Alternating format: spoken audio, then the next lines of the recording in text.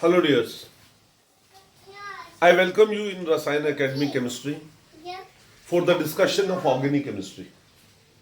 As you all know, कि organic chemistry एक बड़ा मेजर पोर्शन होता है एंड यूजुअली एक टाइप का फोबिया रहता है बच्चों के माइंड में कि ऑर्गेनिक केमिस्ट्री को एक वो हवा बना के रख देते हैं, क्या नहीं आता, ऑर्गेनिक नहीं आती, है ना। तो अगर हम इस बात को देखें तो उसका बेसिक कॉज ये है कि ऑर्गेनिक केमिस्ट्री को समझने के लिए कुछ बेसिक फंडामेंटल चीज़ों की जरूरत होती है। और वो बेसिक फंडामेंटल चीज़ें ये हैं कि बच्चे को नॉमेनक्लेचर आना चाहिए, बच्चे को बेसिक कंसेप्ट्स आने चाहिए, बच्चे को आइसोमेरिज्म आना चाहिए। अगर इन सभी चीज़ों की नॉलेज है तो कोई भी बच्चा किसी भी लेवल की ऑर्गेनिक केमिस्ट्री कर सकता है। बिकॉज जहाँ तक मैं समझता हूँ, मैं ये कहता हूँ कि organic chemistry is the most systematic chemistry जिसके बीच में आपको रट्टा लगाने की जरूरत ही नहीं है। कंसिडरिंग दैट सिचुएशन, उस सिचुएशन को अगर हम कंसिडर करें तो मैं ये कहूँगा कि ऑर्गेनिक केमिस्ट्री का ये जो सबसे पहला मैं यहाँ पर लेक्चर आपके साथ डिस्कस कर रहा हूँ वो है सम बेसिक कंसेप्ट्स। अगर हम इसको सीबीएसई एंगल से देखें तो ये 11th क्लास के सीबीएसई सिलेबस का एक हिस्सा है। 11th क्लास के सीबीएसई के सिलेबस का एक हिस्सा है एंड 12th क्लास में बिकॉज ऑर्गेनिक केमिस्ट्री 50% से ज़्यादा सिलेबस करती है। मैं ये कहूँगा कि किसी भी बच्चे को ऑर्गेनिक केमिस्ट्री अगर समझनी है तो उसको ये बेसिक कंसेप्ट आने ही चाहिए।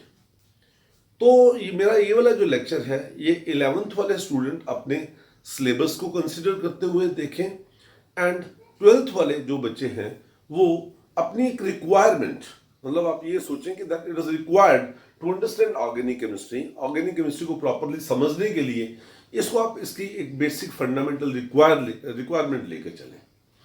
ज़्यादा आपका टाइम ना लेते हुए हम स्टार्ट करते हैं ऑर्गेनिक केमिस्ट्री।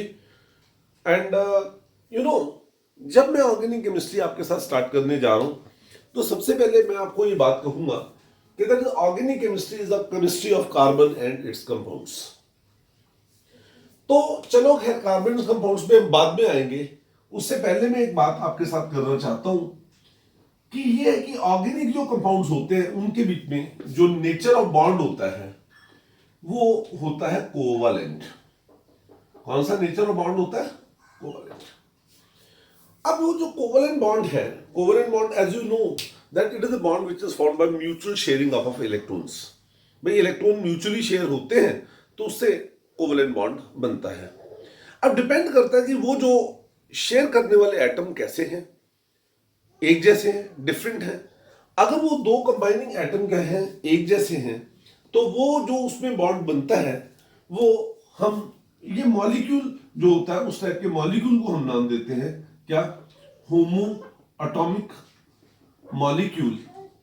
लेकिन अगर एक molecule is found by the combination of two different atoms, है ना, तो क्या होता है? Basically it is hetero atomic molecule.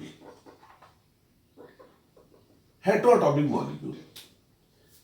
अब आपने एक चीज स्टडी की है and what is that? That is known as electronegativity. Electronegativity क्या होती है? It is tendency of any atom to attract the shared pair of electron. Shared pair of electron क्या होते हैं? वो ये होते हैं कि जैसे कोवलेंट बॉन्ड बनता है तो दो एटम है, एक और दूसरा, इन दोनों ने अपने एक एक, दो दो या तीन तीन इलेक्ट्रॉन जो भी जैसी भी रिक्वायरमेंट है उसके अकॉर्डिंगली उन्होंने दूसरे एटम के साथ शेयर किए एंड कोवलेंट बॉन्ड बनाया। तो जो बॉन्ड, जो इलेक्ट्रॉन पेयर उस बॉन्डिंग के लिए रिस्पॉन्सिबल है उसे हम बोलते हैं शेयर्ड पेयर ऑफ इलेक्ट्रॉन। तो हर एटम की टेंडेंसी होती है कि वो उस शेयर्ड पेयर ऑफ इलेक्ट्रॉन को अपनी तरफ अट्रैक्ट करे, उस शेयर्ड पेयर ऑफ इलेक्ट्रॉन को अपनी तरफ अट्रैक्ट करे। तो ये जो टेंडेंसी होती है इसे हम बोलते हैं इलेक्ट्रोनेगेटिविटी। इलेक्ट्रोनेगेटिविटी। तो सिंपल सी यहाँ पे एक बात है कि अगर वो एक होमो एटॉमिक मॉलिक्यूल है और यहाँ पर ये जो बॉन्ड बना हुआ है वो बिटवीन टू सेम एटम्स बना हुआ है ना, टू सिमिलर एटम्स बना हुआ है, रादर बेटर वर्ड, है ना, जैसे ए और ए, ये दोनों एक जैसे एटम्स हैं, है ना, तो इनके बीच में जो बना है तो इसमें क्या होएगा? ये जो शेयर्ड पेयर ऑफ इलेक्ट्रॉन है ये एग्जैक्टली सेंटर में रहेगा। लेकिन अगर मैं मानूं कि बी ज्यादा इलेक्ट्रोनेगेटिव है देन ए, तो यहां पर क्या होगा, ये जो शेयर्ड पेयर ऑफ इलेक्ट्रॉन है it will be slightly shifted toward you see more electronegative atom. वो रिलेटिवली जो ज्यादा इलेक्ट्रोनेगेटिव एटम है उसकी तरफ वो अट्रैक्ट होएगा।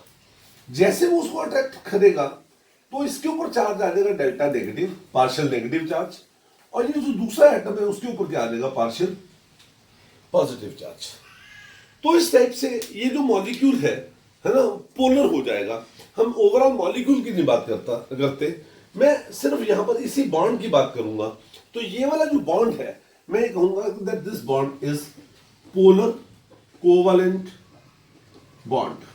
ये कैसा बॉन्ड बन गया, पोलर कोवलेंट बॉन्ड। लेकिन अगर मैं इसकी बात करूं तो क्योंकि यहां पर share pair of electron exactly centre में है, तो इसलिए ये आएगा आपके पास बेटे basically non polar covalent bond. Non polar covalent bond. एक सिंपल सी बात मैं आपको बताता हूं कि जब कोई हमारे से पूछे कि what is a chemical reaction, है ना, तो उसको डिफाइन करने के वैसे एक डिफरेंट तरीके हो सकते हैं, लेकिन जो बेस्ट और सिंपल तरीका है वो ये होता है कि सपोज मैं एक रिएक्शन लिखता हूं, है ना, रिएक्शन है ए बी प्लस से सी डी। ओके, इससे क्या बनाया, सपोज ए सी प्लस बी डी, ये बना दिया। मैं कहता हूं ये बना। तो इसमें क्या हुआ कि ए और बी में एक बॉन्ड था वो टूटा, सी और बी डी में एक बॉन्ड था वो ब्रेक हुआ, ए और सी में कुछ एक नया बॉन्ड बना, बी और डी में एक नया बॉन्ड बना, जिससे नए टाइप के कंपाउंड बन गए, केमिकल चेंज हो गए। But I am concerned only about this over here. यहां पर इस बात से कंसर्न्ड हूं क्या कि ये जो मॉलिक्यूल है, कौन सा, ए बी, है ना, ये जो बॉन्ड है ना, इसके बॉन्ड टूटेंगे, इसके भी बॉन्ड टूटेंगे। तो मैं ये कहता हूं केमिकल रिएक्शन को सिंपल वे में डिफाइन करने का ये भी तरीका हो सकता है कि that it is a process in which some bonds are broken up, कुछ बॉन्ड्स टूटते हैं and some new bonds are formed, कुछ नए बॉन्ड बन जाते हैं। चलिए, अगर इस मॉलिक्यूल को ब्रेक होना है, इसका बॉन्ड को ब्रेक होना है, तो ये ब्रेक होएगा क्योंकि इलेक्ट्रॉन सेंटर में है, तो एक इलेक्ट्रॉन ये ले जाएगा और एक ये ले जाएगा। देखिए मैं यहां पर ये एरो दिखा रहा हूं, एक तो ये ऐसे एरो दिखाते और एक ये ऐसे एरो दिखाते हैं। ऑर्गेनिक केमिस्ट्री में जब हम मैकेनिज्म लिखते हैं तो इन एरोज को बार बार दिखाया जाता है ना। तो आपको ये पता होना चाहिए कि एरोज का मतलब क्या है। देखिए ये जो एरो होता है that show the movement of two electrons, दो इलेक्ट्रॉन्स की मूवमेंट है। एंड ये जो है फिश हुक एरो, सिंगल इसमें एज है, that show the movement of just one electron. ये सिर्फ एक इलेक्ट्रॉन की मूवमेंट को शो करता है। सुनिए, जो एरो टिप है दैट शोज कि इलेक्ट्रॉन इधर से इधर की तरफ जा रहे हैं, एंड ये जो है that show the movement of one electron. इसका मतलब ये हुआ कि जैसे ये वाला बॉन्ड टूटा तो मैंने इसको कैसे दिखाया, ये देखो फिश हुक एरो इधर और इधर। तो अल्टीमेटली क्या हुआ, इससे 2A बन गए। लेकिन जब यहां पर अगर मैं कहूं ये बॉन्ड टूटेगा, तो क्योंकि इलेक्ट्रॉन थोड़े से पहले से डिस्प्लेस्ड है किस साइड में, बी की तरफ में, तो इलेक्ट्रॉन की मूवमेंट ऐसे होगी, ऐसे होगी। तो इसमें क्या आएगा, इससे जब ये बॉन्ड टूटेगा तो ये बनेगा A प्लस और B माइनस, मींस ये चार्ज्ड स्पीशीज बनाएगा। It is this type of the bond fission result the formation of the charged species. तो ये वाला जो बॉन्ड फिशन है ना, जो इस तरीके से बॉन्ड टूटता है उसे हम बोलते हैं homolytic bond fission, homolytic bond fission, या इसे सिंपली एक नाम देते हैं होमोलिसिस। और ये जो होता है this is what is known as a heterolytic bond fission, या इसे एक नाम दिया जाता है, and what is that name, heterolysis. Heterolytic bond fission, या इसे बोल दिया हेट्रोलिसिस। सुनिए, अगर मैं इस बात को इन कंटेक्स्ट ऑफ कार्बन देखूं तो मैं कहता हूं कि यहां पर मेरे पास 3 सिचुएशंस आ सकती हैं। कौन कौन सी 3 सिचुएशंस, चलो मैं इसको रब करके बताता हूं आपको। वो 3 सिचुएशंस क्या कुछ है, ध्यान से देखना। कि सपोज एक बॉन्ड है जो सिमेट्रिकल है, तो यहां पे ये कार्बन और कार्बन के साथ है और इस कार्बन के साथ सारी अटैचमेंट्स इधर उधर वाली सेम है, लेकिन यहां पर एक कार्बन है जिसके साथ एक्स कोई ग्रुप लगा है और यहां पर कोई ग्रुप जी लगा है। तो suppose x is more electronegative then carbon, x जो है कार्बन से ज्यादा इलेक्ट्रोनेगेटिव है, तो अभी जो मैंने बताया उसके अकॉर्डिंगली इसके ऊपर डेल्टा नेगेटिव और इसके ऊपर डेल्टा पॉजिटिव चार्ज हो जाएगा। और इस केस में यहां पर सपोज जी अपनी तरफ से इलेक्ट्रॉन इसको देता है, तो इसके ऊपर जी के ऊपर डेल्टा पॉजिटिव और इस कार्बन के ऊपर डेल्टा नेगेटिव चार्ज हो जाएगा। मींस ये वाला मॉलिक्यूल नॉन पोलर है, लेकिन ये वाले जो बॉन्ड्स हैं यहां पर ये पोलर कोवलेंट बॉन्ड्स हैं। जब ये वाला बॉन्ड टूटेगा तो क्या होगा, ये इलेक्ट्रॉन इधर आया और ये इलेक्ट्रॉन इधर आ गया, तो इससे ये बना, यस, इसको हम ऐसे डॉट दिखाएंगे। लेकिन जब यहां पे बॉन्ड टूटा, देखिएगा ध्यान से, और यहां पर ये बॉन्ड टूटा, तो ये बॉन्ड में इसकी कैसे मूवमेंट कैसे दिखा रहा हूं, लिसन, ये देखिए ये इलेक्ट्रॉन इधर चले गए और इसमें मैं दिखाता हूं ये इलेक्ट्रॉन इधर आ गए। Got the difference? जब अब ये इस तरीके से होएगा तो इसमें क्या होना है, नाउ लिसन, इसमें इस कार्बन के ऊपर जो चार्ज है वो क्या आएगा, पॉजिटिव, और इसमें इस कार्बन के ऊपर जो चार्ज आएगा वो क्या आएगा, नेगेटिव। तो यहां पर कार्बन के ऊपर कोई चार्ज नहीं आएगा, बिकॉज दो इलेक्ट्रॉन थे, एक वो कार्बन ले गया एक वो कार्बन ले गया, आपस में उनका कोई झगड़ा नहीं है ना, they have taken their own electrons. तो ये वाली जो स्पीशीज है इट इज न्यूट्रल स्पीशीज। पहली बात ये स्पीशीज न्यूट्रल है ना। एंड अगर मैं यहां पर दूसरी बात करूं तो ये कहूंगा, देखिए कार्बन के आउटरमोस्ट शेल में 4 इलेक्ट्रॉन होते हैं, जब ये 4 बॉन्ड बनाता है तो इसमें एक एक इलेक्ट्रॉन सभी के साथ शेयर कर लेता है सपोज, तो ये 3 बॉन्ड तो ऐसे है, 6 इलेक्ट्रॉन तो यहां पर ही हो गए, ओके। और ये 7वां, इसका मतलब ये न्यूट्रल स्पीशीज है विच कंटेन क्या, ऑड नंबर ऑफ इलेक्ट्रॉन्स, इसमें ऑड नंबर ऑफ इलेक्ट्रॉन्स है, एंड वो यहां पर वो ऑड नंबर क्या है, 7 इलेक्ट्रॉन्स है। इस टाइप की जो स्पीशीज होती हैं these are termed as free radicals, इन्हें हम फ्री रेडिकल्स बोलते हैं। And remember these are highly reactive. कई बार कुछ बच्चे अपने मन में कंफ्यूजन ले चलते हैं, सर आप तो ये बोल रहे हो कि न्यूट्रल है फिर भी रिएक्टिव क्यों, अरे न्यूट्रल तो है लेकिन इसके पास क्या है, 7 इलेक्ट्रॉन है, ऑड नंबर ऑफ इलेक्ट्रॉन है, पैरामैग्नेटिक स्पीशीज है। तो एक चीज हमेशा याद रखिए कि कोई भी एटम जिसके पास 7 इलेक्ट्रॉन है वो अपना ऑक्टेट कंप्लीट करने के लिए it will spare no effort to take 1 electron from anything else, तो therefore it is having a strong tendency to take 1 electron, और जैसे एक इलेक्ट्रॉन लेता है तो किसी से रिएक्ट करके लेगा, तो therefore these are highly reactive species.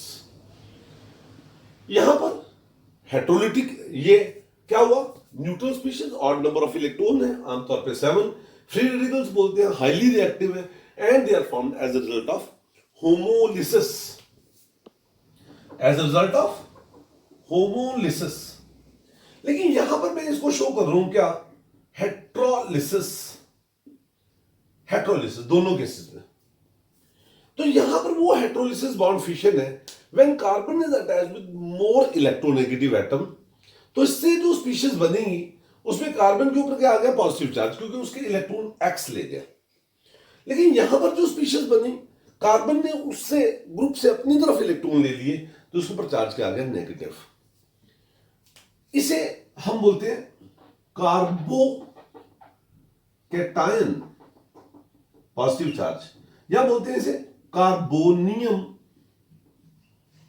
Ion, carbocation और कार्बोनियम आयन।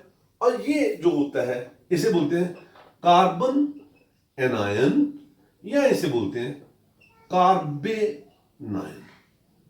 इसका मतलब ये हुआ कि कार्बोनियम आयन और carbon ions they are formed as a result of the heterolytic bond fission, and जो फ्री रेडिकल्स हैं they are formed by the homolytic bond fission, and result मतलब homolysis result in the formation of the free radicals, and heterolysis result in the formation of what is known as say carbonium ions and carbon ions. Chemistry की जो सारी study है, अगर मैं उस सारी study को कंपाइल अप करूं, उसको ये कहूं भाई केमिस्ट्री में होता क्या है, तो आई से कि केमिस्ट्री में इलेक्ट्रॉन की मूवमेंट होती है, केमिस्ट्री में इलेक्ट्रॉन की मूवमेंट्स होती हैं। तो अब हम आपके साथ इलेक्ट्रॉन की मूवमेंट को डिस्कस करते हैं। तो हम स्टडी करते हैं क्या, types of electron movement in organic compounds. Organic compounds में किस तरीके से इलेक्ट्रॉन की मूवमेंट्स हो सकती है। तो मैं सबसे पहला केस लेता हूं। वो केस ये है कि ये आपके पास एक कार्बन की चेन है, यहां पे कोई ग्रुप एक्स लगा है कार्बन के साथ, मेरे पास ये एक चेन है और यहां पे इस कार्बन के साथ कोई ग्रुप लगा है क्या, जी। से x is more electronegative then, हम मानते हैं कि ये जो एक्स है वो कार्बन से ज्यादा इलेक्ट्रोनेगेटिव है, एंड जो जी है वो कार्बन से कम इलेक्ट्रोनेगेटिव है। तो एक बात तो पक्की है कि इसकी प्रेजेंस के कारण से ये वाला बॉन्ड पोलर हो जाएगा। जैसे ये वाला बॉन्ड पोलर होएगा तो इसके ऊपर डेल्टा नेगेटिव और इसके ऊपर डेल्टा पॉजिटिव चार्ज आ जाएगा। पॉजिटिव चार्ज का मतलब होता है इलेक्ट्रॉन की कमी, इलेक्ट्रॉन की डेफिशिएंसी। तो इस कार्बन जिसके ऊपर एक इलेक्ट्रॉन की डेफिशिएंसी आ जाएगी, वो ये चाहेगा कि वो इलेक्ट्रॉन कहीं से और ले। तो इसके पास और क्या चार्ज है, इससे तो खींच नहीं सकता, तो it will withdraw the electron from this, जिससे क्या अगर डेल्टा पॉजिटिव, इस कार्बन के ऊपर पॉजिटिव चार्ज तो आएगा लेकिन इसके कारण से कुछ थोड़ा सा ही आएगा, और ये इससे खींचेगा, इसके ऊपर charge delta delta delta positive, ये चार्ज आ जाएगा। एक बड़ा सिंपल सा कंसेप्ट है कि ये चार्ज इस लेवल से इस पे और इससे ये हर लेवल पर it is going to get more and more feeble, weak होता चला जाता है, एंड आफ्टर थर्ड पोजीशन हम ये चार्ज इतना या ये इफेक्ट इतना फीबल हो जाता है, इतना कमजोर हो जाता है कि हम इसको नेग्लेक्ट कर सकते हैं। लेकिन अगर मैं यहां पर बात करूं तो ये जी इसको इलेक्ट्रॉन दे रहा है, तो इसके ऊपर चार्ज क्या है, डेल्टा पॉजिटिव, तो इसके ऊपर चार्ज क्या है, डेल्टा नेगेटिव। ये जो नेगेटिवली चार्ज कार्बन है ये इलेक्ट्रॉन आगे इसको शिफ्ट करेगा, डेल्टा डेल्टा नेगेटिव, ये आगे शिफ्ट करेगा, delta delta delta negative, and again वही बात है कि इसके बाद उसका इफेक्ट कितना कम हो जाएगा कि इसके इफेक्ट को हम नेग्लेक्ट कर सकते हैं। तो हुआ क्या, इस सारे इफेक्ट में क्या हुआ, हम ये कहते हैं कि that it is basically due to the presence of electron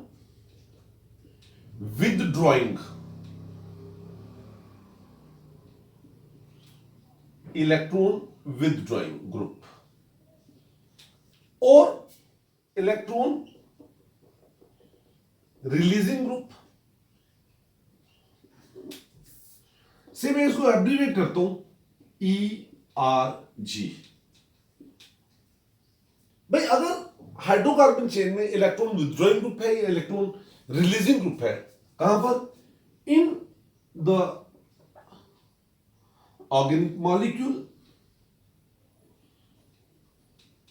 उससे क्या होता है, डिस्पर्सल फैल जाता है of the charge takes place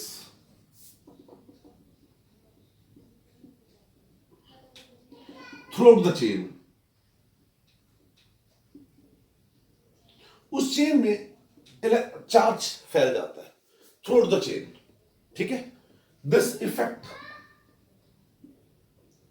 is known as, इस इफेक्ट को हम नाम क्या देते हैं, इज नोन एज, इस इफेक्ट को हम नाम देते हैं बेटे क्या, inductive effect.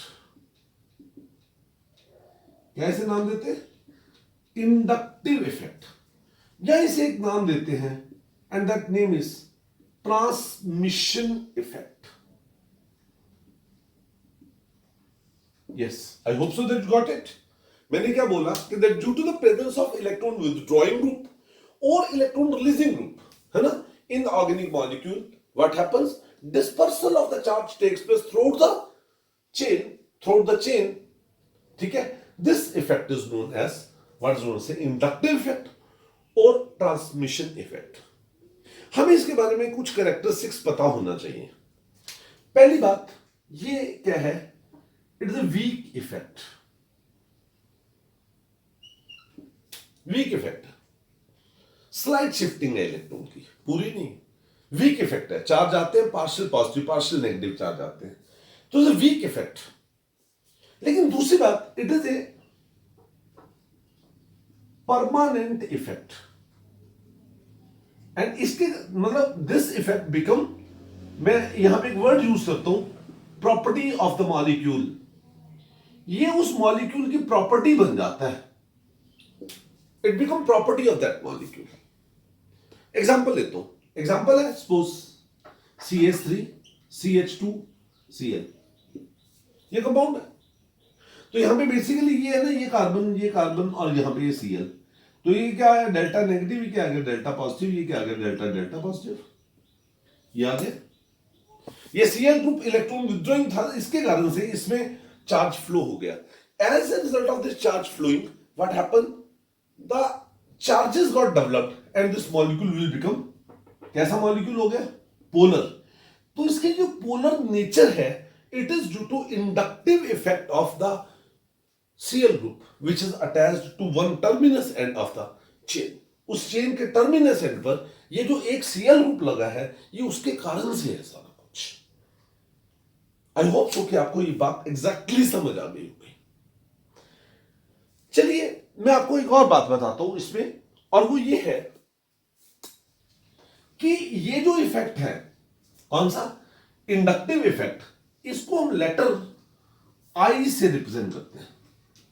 It is represented by letter I. Letter I से इसको रिप्रेजेंट करते हैं. यस. और ये दो टाइप का होता है.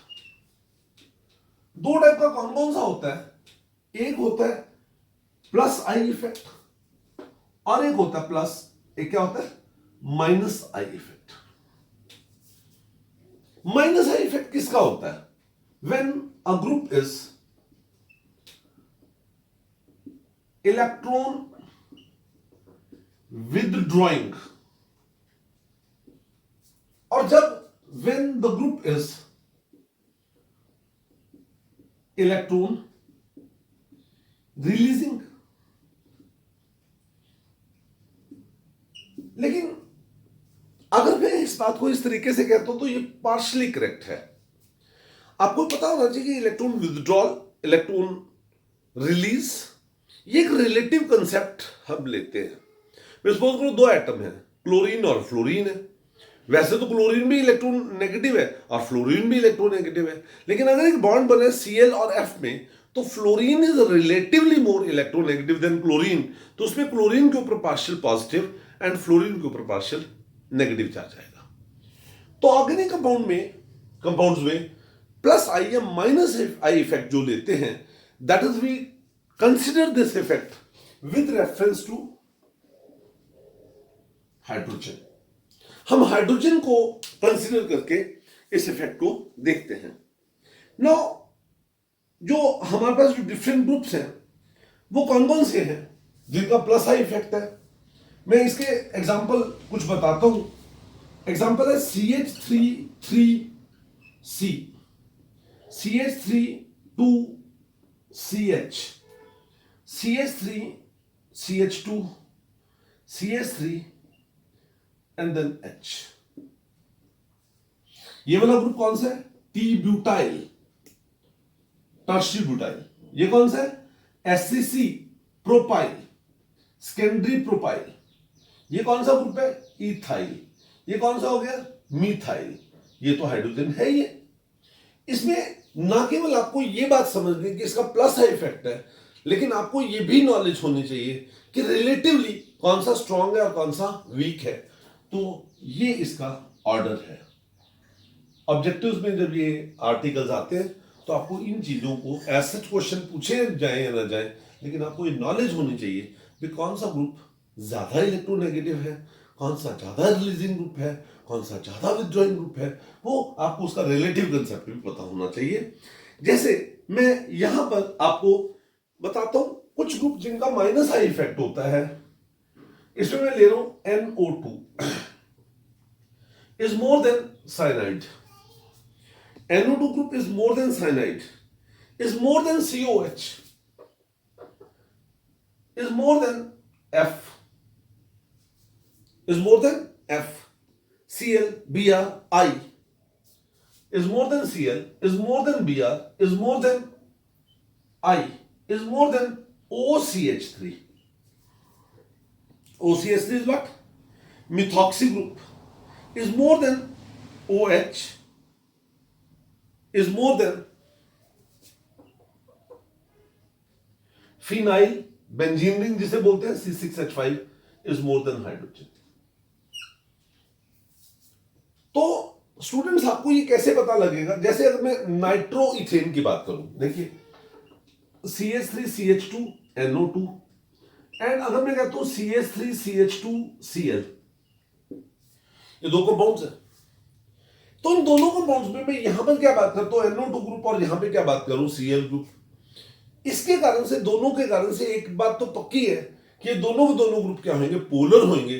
दोनों कंपाउंड क्या होंगे? पोलर होंगे। लेकिन बिकॉज आपको मैंने ये बताया NO2 group is stronger withdrawing than Cl, that's why this compound is more polar than this. I hope so that you are getting it. तो ये हमने इफेक्ट स्टडी किया जिसे हमने नाम क्या दिया? Inductive effect. अब एक और सिचुएशन आपके साथ डिस्कस करता हूं, और वो सिचुएशन कुछ ऐसे में बड़ा सिंपल सा एक एग्जांपल लेकर आपको ये समझाने की कोशिश करूंगा।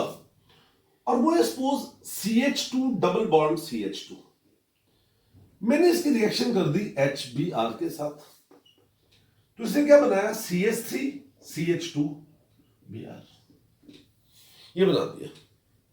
That is we have got ethene. Ethene से हमें क्या मिला? From ethene what we have got? We have got ethyl bromide. ये बेसिकली कौन सी रिएक्शन है? This is basically addition reaction. It is basically addition reaction. तो ये सेंटर है जहां पर ऐड होना है और इस मॉलिक्यूल को ऐड होना है, ठीक है। अब आमतौर पे जब इन चीजों को पढ़ाया जाता है तो कई तो इसको सिंपल नहीं कहते, देखो बेटा H यहां पे आ गया, Br यहां पे आ गया और ये बन गया। नो, ऐसा नहीं है।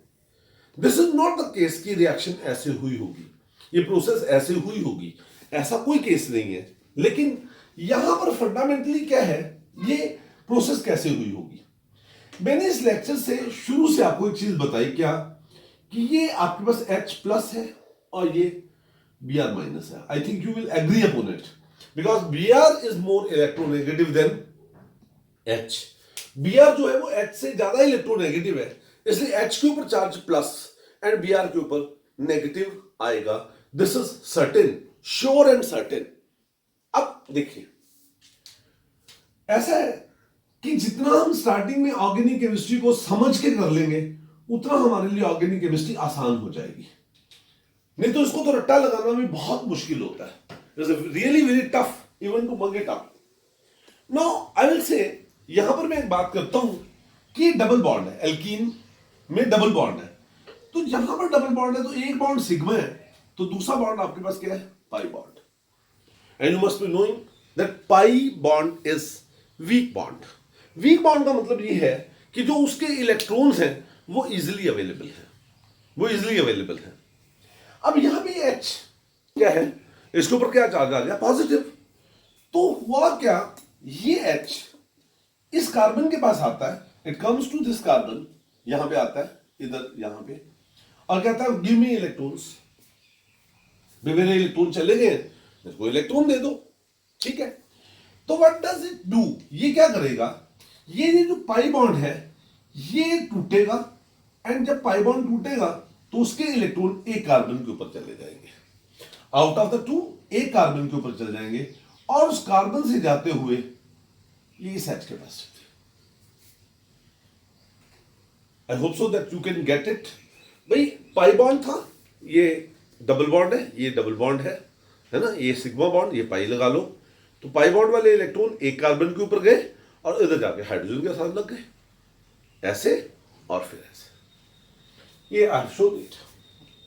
तो इससे क्या हुआ, इससे क्या हुआ, ओवरऑल क्या हुआ, ये हुआ C, यहां पर ये तो ऐसा था ही, यहां पर क्या लग गया, यहां पर क्या लग गया H, यहां पर H लग गया, इसके साथ ये H लग गया, H लग गया, लेकिन इस प्रोसेस में इलेक्ट्रॉन तो इसके ऊपर चले गए, तो इसके ऊपर चार्ज क्या आ गया, पॉजिटिव। यहां से इलेक्ट्रॉन गए, इसके ऊपर चले गए थे तो इसके ऊपर पॉजिटिव, इसके ऊपर इलेक्ट्रॉन नेट गए तो उसका पॉजिटिव चार्ज खत्म। अब ये Br है, Br नेगेटिव, अब ये Br नेगेटिव इस पॉजिटिव को अटैक करता है, और अल्टीमेटली इससे क्या बनता है, अल्टीमेटली इससे क्या होता है, ये होता है, देखिए क्या, C यहां पर क्या लग गया, एक क्या लग गया H और एक क्या लग गया Br, ऐसे हुआ। ये इस रिएक्शन का बिल्कुल सिंपल सी रिएक्शन है, जिसका मैंने फर्स्ट मैकेनिज्म आपको बताया, लेकिन मेरा यहां पर मकसद आपको इसका मैकेनिज्म बताने का बिल्कुल भी नहीं था। मेरा ये था बताने का, यहां पर जो मेरा मेन एम था वो ये था कि ये मेरे पास एक एल्कीनिक सिस्टम था, जिसमें एक पाई बॉन्ड था, एक सिग्मा बॉन्ड तो होता ही है, मैंने इसके बीच में कोई रिएजेंट डाला, रिएजेंट एडिड, तो यहां पे वो रिएजेंट क्या ऐड किया, HBr, तो जिसके कारण से क्या हुआ, इस कार्बन के ऊपर ये इलेक्ट्रॉन ऐसे चले गए, जिसके कारण से इसके ऊपर पॉजिटिव और इसके ऊपर नेगेटिव चार्ज आ गया, जिसके ऊपर इस कार्बन, जिससे इस कार्बन के ऊपर पॉजिटिव और इस कार्बन के ऊपर नेगेटिव चार्ज आ गया। लेकिन अगर ये रिएजेंट ना डाला होता, या मैं उसको रिमूव कर दूं, रिएजेंट रिमूव्ड, है ना, तो फिर ये ऐसा अपनी पोजीशन में आ गए। कहने का मतलब ये हुआ कि ये यहां पर इलेक्ट्रॉन की मूवमेंट हुई, रादर स्लाइड शिफ्टिंग के बजाय ट्रांसफर हुआ। लेकिन कब हुआ, जब एक रिएजेंट डाला गया। तो मैं इसको डिफाइन करता हूं, है ना, the movement that is transfer of electrons, और वो भी कौन से electrons, pi electrons, the transfer of the movement of pi electrons, या द ट्रांसफर ऑफ क्या, pi electrons under the influence of, under the influence of the reagent added, जो आपने reagent उसमें ऐड किया, under the influence of the reagent added is known as, उसे नाम क्या देते हैं, नोन एज, इसे बोलते हैं इलेक्ट्रोमेरिक इफेक्ट। क्या नाम देते हैं इसे, इलेक्ट्रोमेरिक इफेक्ट। पहले वाला इफेक्ट क्या था, इंडक्टिव इफेक्ट, लेकिन ये क्या हो गया, इलेक्ट्रोमेरिक इफेक्ट। लेकिन अब इसके में अगर कुछ कैरेक्टरिस्टिक्स की बात करूं तो मैं ये कहूंगा, सबसे पहली बात क्या, इलेक्ट्रोमेरिक जो इफेक्ट है, it is a strong effect. कैसा इफेक्ट है, स्ट्रॉन्ग है, एक्चुअल मूवमेंट ऑफ इलेक्ट्रॉन है, पॉजिटिव और नेगेटिव चार्ज आते हैं। लेकिन दूसरा, it is temporary effect only, ये इफेक्ट सिर्फ टेम्परेरी है, टेम्परेरी है, इट इज नॉट मॉलिक्यूल की प्रॉपर्टी नहीं है। ये जो हमने रिएजेंट डाला उसके इन्फ्लुएंस में होता है, it is a temporary effect, means it comes into play only when reagent is added, तब ये इफेक्ट होता है। अब जो इलेक्ट्रोमेरिक इफेक्ट है उसको हम लेटर ई से रिप्रेजेंट करते हैं। We represent letter E, letter E से इसको रिप्रेजेंट करते हैं। Yes, and you should be knowing ये इफेक्ट दो टाइप से हो सकता है। कौन कौन सा? माइनस ई इफेक्ट या बोलेंगे प्लस ई इफेक्ट। दो इफेक्ट हुए, कौन से? माइनस ई और प्लस ई इफेक्ट। अब what is plus E effect? If the movement of electrons takes place toward the point of attachment of a group, it is said to possess plus E effect. And अगर if the movement of electrons takes place away from the point of attachment of a group, it is said to possess minus E effect. It is said to possess minus E effect. इसका minus E effect होता है। ठीक है, मैं example लेता हूं। Example ये कि जैसे मैंने अभी आपको ये बात बताई थी भाई, ये है इधर मैंने इसको H प्लस के साथ किया तो इलेक्ट्रॉन यहां पर आए, इसने इसको दे दिया, तो इससे क्या हुआ? यहां पे H लग गया, ये मींस ये H इस कार्बन पे लगा और इलेक्ट्रॉन भी इधर को गए। Movement of electron has taken place toward the place point of attachment of A group, क्योंकि H जहां पर लगा इलेक्ट्रॉन वहां पर आए, इसलिए इसके इफेक्ट को प्लस इफेक्ट बोलेंगे। सपोज मेरे पास एक और एग्जांपल है, ये मेरे पास कार्बोनिल कार्बन है, एल्डिहाइड हो, कीटोन हो, कोई भी। अब फंडामेंटली अगर मैं देखूं तो इसमें इसके ऊपर डेल्टा नेगेटिव, इसके ऊपर डेल्टा पॉजिटिव चार्ज है। तो इसके ऊपर मैंने कोई ग्रुप लगाया और वो क्या है? सपोज Mu, अभी थोड़ी देर में बताएंगे Mu E क्या होते हैं।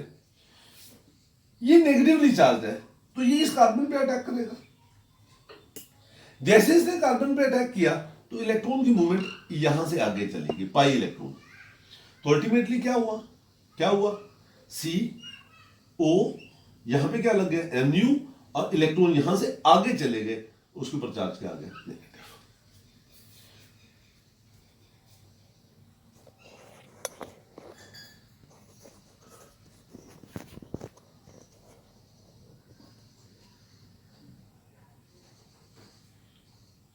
नाउ यहां पर क्या हुआ?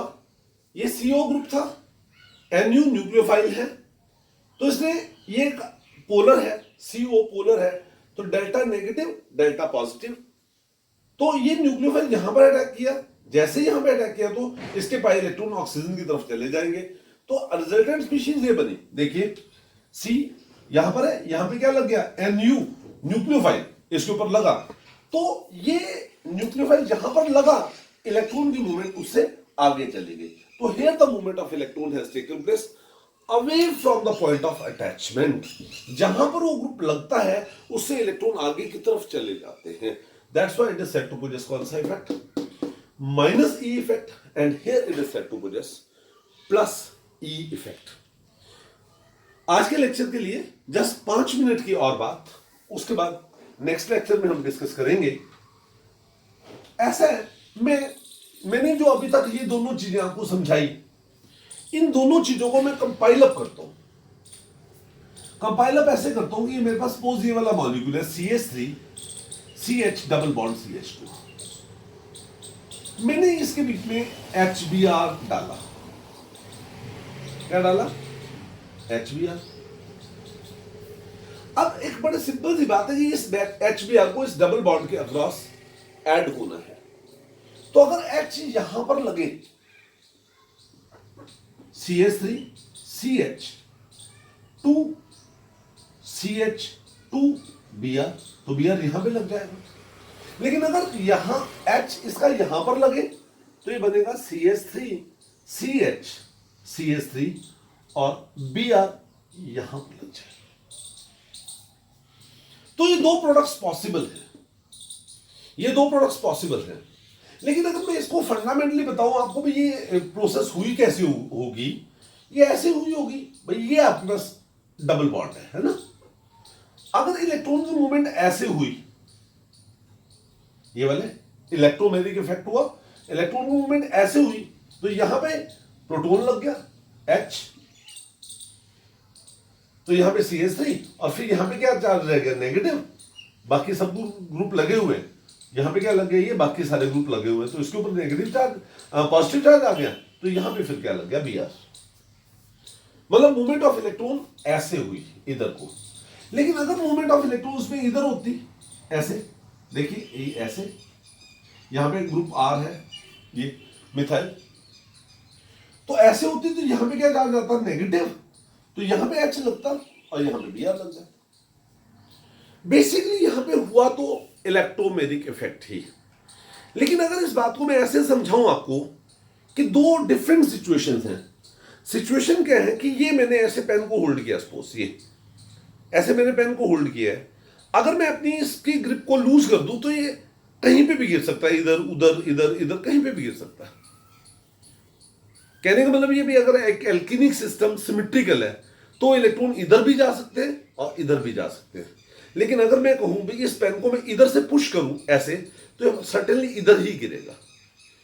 तो अगर इस मॉलिक्यूल को मैं देखूं तो इस मॉलिक्यूल में ये मिथाइल ग्रुप है, ये इलेक्ट्रॉन को ऐसे पुश किए हुए, प्लस आई इफेक्ट, इसका कैसा इफेक्ट है, प्लस आई इफेक्ट है मिथाइल ग्रुप का, जिसके कारण से मूवमेंट ऑफ इलेक्ट्रॉन ऐसे ही होगी, वापस नहीं होगी, ऐसे ही होगी, जिसके कारण से यही वाला प्रोडक्ट बनेगा, ये नहीं बनेगा।